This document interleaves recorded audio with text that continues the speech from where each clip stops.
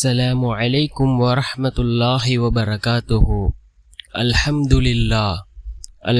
لله الذي نحمده ونستعينه ونستغفره ونؤمن به ونتوكل عليه أما بعد. அன்பிற்குரிய அல்லாஹ்வின் நல்லடியார்களே, அன்பு சகோதரர்களே, நாம் தொடர்ச்சியாக பார்த்து வரக்கூடிய துஆக்களினுடைய திக்ருகளினுடைய தொகுப்பில் இன்று நாம் பார்க்க இருக்கின்ற விடயம் என்னவென்றால், இன்று இரவு இஷாவுடைய தொழுகையை தொழுதுவிட்டு அல்லாஹ்வின் திருநாமமான இந்த திருநாமத்தை 100 தடவைகள் ஓதுவதன் மூலமாக அல்லாஹ் ஜல்ல சுப்ஹானஹு வ தஆலா நம்முடைய பொருளாதாரத்தில் அல்லாஹ் பரக்கத்தை ஏற்படுத்தி தருகின்றான். அதே போன்று அல்லாஹினுடைய உதவியை பெற்று தரக்கூடிய மிகச்சிறந்த ஒரு இஸ்மை தான் நாம் இன்றைய வீடியோவில் பார்க்க இருக்கின்றோம். அன்பார்ந்தவர்களே, அல்லாஹ்வின் நல்லடியார்களே, அதிகமானோர் நம்முடைய சேனலை சப்ஸ்கிரைப் செய்யாமல் பார்த்து கொண்டிருக்கின்றீர்கள். நீங்கள் சப்ஸ்கிரைப் செய்து லைக் இடுவதன் மூலமாக நமது சேனலில் உள்ள வீடியோக்கள் இன்னும் பல சகோதரர்களுக்கு கொண்டு போய் சேர்க்கப்படும். அவர்கள் அதனை பார்த்து பயனடைந்தால் அதற்குரிய கூலியை அல்லாஹ் உங்களுக்கும் வழங்குவான்.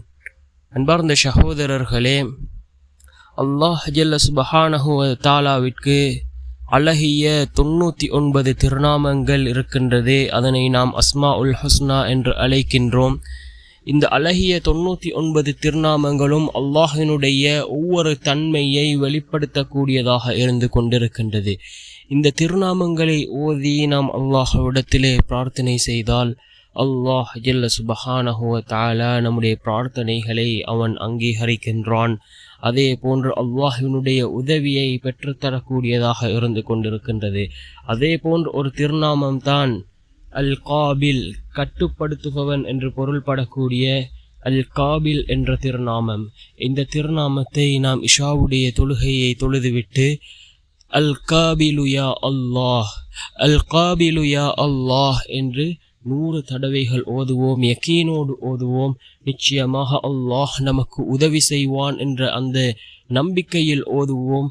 அல்லாஹ் நமக்கு உதவி செய்வான். நம்முடைய பொருளாதாரத்திலே அல்லாஹ் பரக்கத் செய்வான். அன்பார்ந்தவர்களே, அல்லாஹ்வின் நல்லடியார்களே, அந்த அளவுக்கு சிறந்த இந்த திருநாமங்களை ஓதுவோம். நிச்சயமாக அல்லாஹ்வினுடைய உதவி நம்மை வந்தடையும். வல்ல நாயன் நம் அனைவரின் பாவங்களையும் மன்னித்து உயர்ந்த ஜன்னத்துல் ஃபிர்தௌஸ் என்ற சுவனத்தில் நம் அனைவரையும் ஒன்று சேர்ப்பானாக. ஆமீன்.